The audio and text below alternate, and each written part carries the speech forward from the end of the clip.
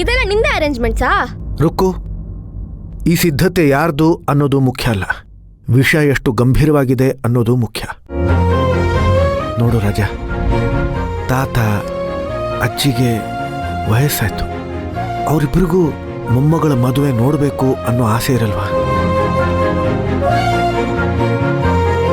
ಅದು ಅಲ್ಲದೆ ಈ ಮನೆಯಲ್ಲಿ ಶುಭ ಕಾರ್ಯ ನಡೆದು ತುಂಬಾ ವರ್ಷಗಳೇ ಆದವು. ನೀನು ಯಾವತ್ತಾದ್ರೂ ಒಂದು ದಿವಸ ಮದುವೆ ಆಗ್ಲೇಬೇಕಾ? ಆ ದಿವಸ ಈಗಲೇ ಹತ್ರ ಬಂದಾಯ್ತು ಅಂತ ಅನ್ಕೋ. ಅಣ್ಣ, ಮಾತಲ್ಲೇ ನನ್ನನ್ನ ಮರಳು ಮಾಡೋದಕ್ಕೆ ಬರ್ಬೇಡ. ಹೇಳಿದಕ್ಕೆಲ್ಲ ತಲೆ ಆಡ್ಸೋದಕ್ಕೆ ನನ್ ಪದ್ಮಿನಿ ಅಲ್ಲ. ಮದ್ವೆ ಆಗಿ ಸೆಟಲ್ ಆಗೋದು ನನ್ ಗುರಿ ಅಲ್ಲ ಅಂತ ಆಲ್ರೆಡಿ ನಾನು ನಿಮಗೆಲ್ಲ ಹೇಳಿದ್ದೀನಿ.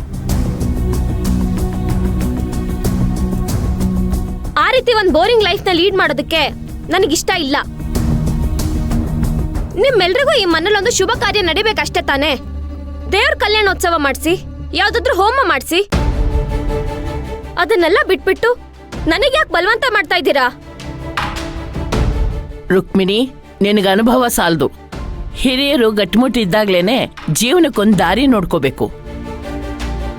ಇಲ್ಲ ಅಂದ್ರೆ ಪಶ್ಚಾತ್ತಾಪ ಪಡ್ಬೇಕಾಗತ್ತೆ ನೋಡು.